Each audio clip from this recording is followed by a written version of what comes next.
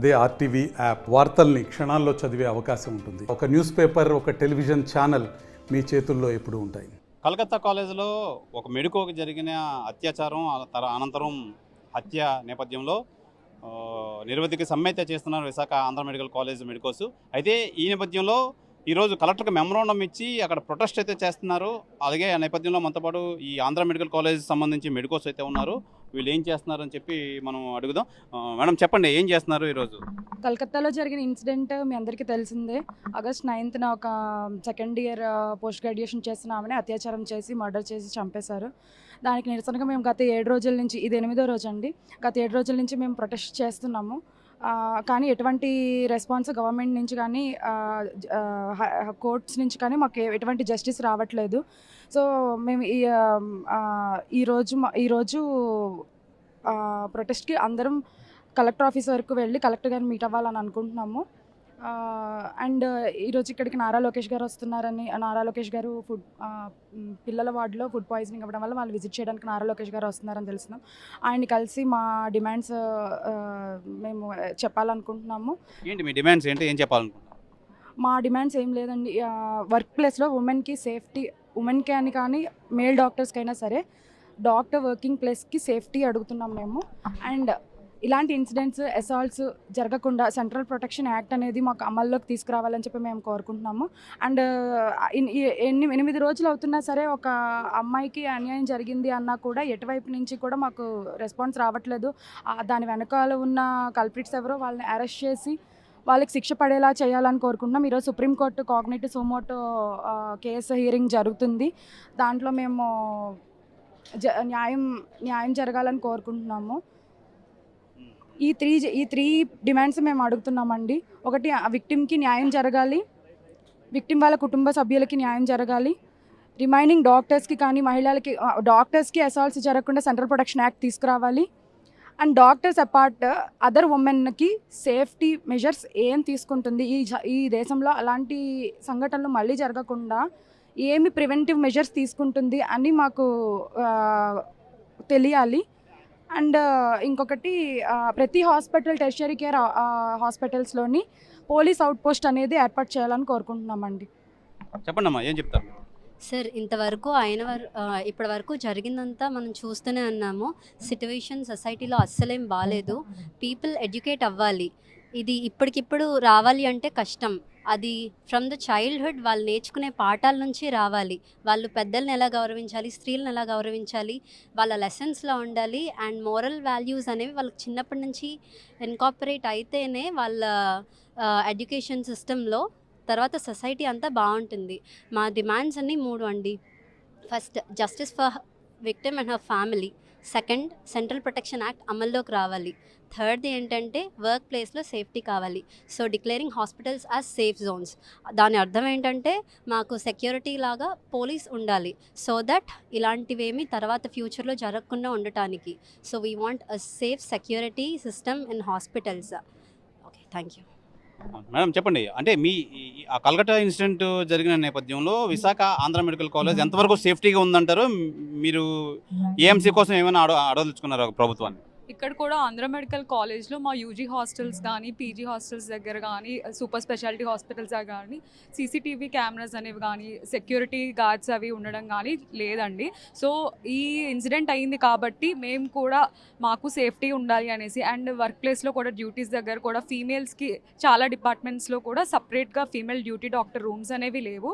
So అవి కూడా మేము రిక్వెస్ట్ చేస్తున్నాం, separate female duty doctor rooms ఉండాలి. అండ్ ఫీమేల్స్కి సపరేట్ వాష్రూమ్స్ అవి ఫెసిలిటీస్ కూడా ఉండాలి అనేసి, సీసీటీవీ కెమెరాస్ అన్నీ కూడా వర్కింగ్లో ఉండాలి, 24/7 అవి పనిచేస్తూ ఉండాలి అని కూడా మేము రిక్వెస్ట్ చేస్తున్నాం. చెప్పండి మేడం, ఏం చెప్తారు? వన్ క్వశ్చన్ అండి. ఇప్పుడు గవర్నమెంట్ కాలేజెస్లో, మెడికల్ కాలేజెస్లో యూజీ స్టూడెంట్స్, పీజీ స్టూడెంట్స్ చదువుతున్నారు కదా, ఎంతమంది హాస్టల్స్లో రిసైడ్ అవుతున్నారు, ఎంతమంది బయట రిసైడ్ అవుతున్నారు, అది ఒక క్వశ్చన్. ఎందుకంటే మేము రెసిడెంట్ డాక్టర్స్ మీన్స్ మేము ఇక్కడే ఉండాలి అని దాని అర్థం. ఏ టైంలో అయినా అవైలబిలిటీ ఉన్నప్పుడు మేము వెళ్ళాలి. నార్మల్గా మేము అక్కడే ఉండిపోతాం. ఇక్కడ మాకు సెక్యూరిటీ ప్లేస్ లేదు, వర్క్ చేసే దగ్గర సెక్యూరిటీ ప్లేస్ లేదు. పోనీ అలా అని చెప్పి మేము ఈ పక్కనే ఉన్న హాస్టల్కి వెళ్ళొద్దామంటే హాస్టల్లో మాకు అకామిడేషన్ లేదు. ఇది నేను ఎంబీబీఎస్ ఇక్కడే చదివాను, 2014 బ్యాచ్ నేను. 2014 నాకు తెలిసినంత వరకు అప్పటి నుంచి కూడా house surgeons interns MBBS 4.5 years అయిన తర్వాత హౌస్ సర్జన్సీ చేసే డాక్టర్స్కి ఇక్కడ ప్లేస్ లేదు అని చెప్పి వెకేట్ చేయమంటారండి. ఏఎంసీ గురించి అడిగారు కాబట్టి నేను ఇక్కడ చెప్తున్నాను. బయటికి వెళ్ళిపోతాము. బయట మేము ఒక 4-5 అమ్మాయిలు కలిపి ఒక ఫ్లాట్ తీసుకోవాల్సి వస్తుంది. అక్కడ సెక్యూర్డ్గా ఉంటారా లేదా, ఎవరు కల్పిస్తారు సెక్యూరిటీ అక్కడ మాకు? ఇప్పుడు మేము హాస్పిటల్ పర్యవేక్షణలో ఉంటే, ఒక కాలేజ్ అండర్లో ఉంటే మేము అడగడానికి ఉంటుంది.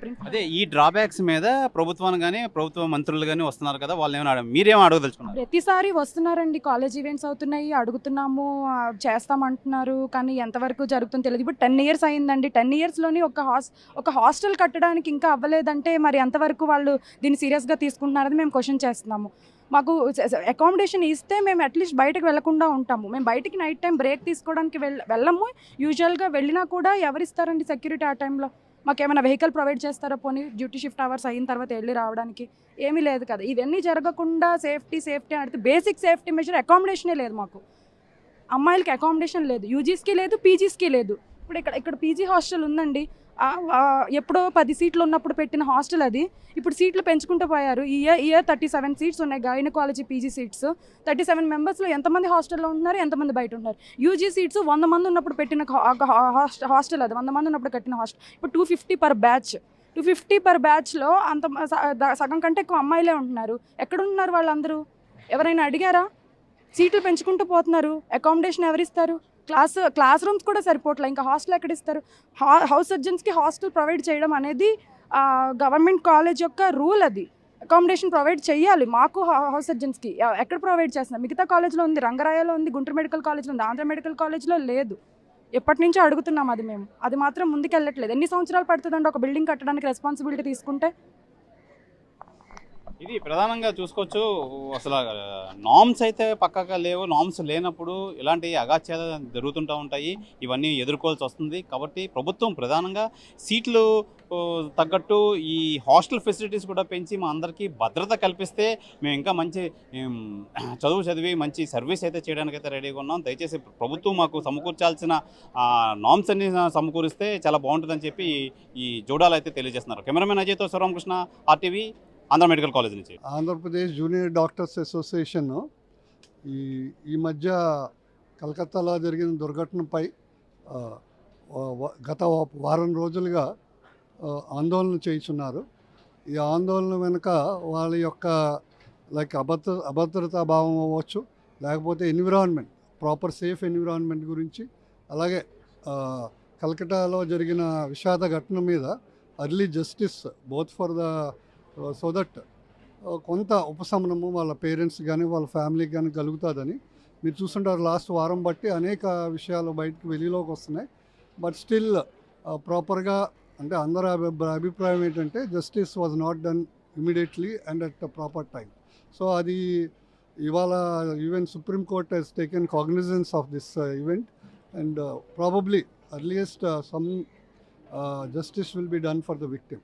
Other aspect from the medical fraternity, from Andhra Medical College faculty and other IMA, other associations, and also from AP Juda and students, is for a more stringent act, so that if some minor or major incident which happens in a hospital environment, that should be culpable and also non-bailable. So we are fighting for that since last many years.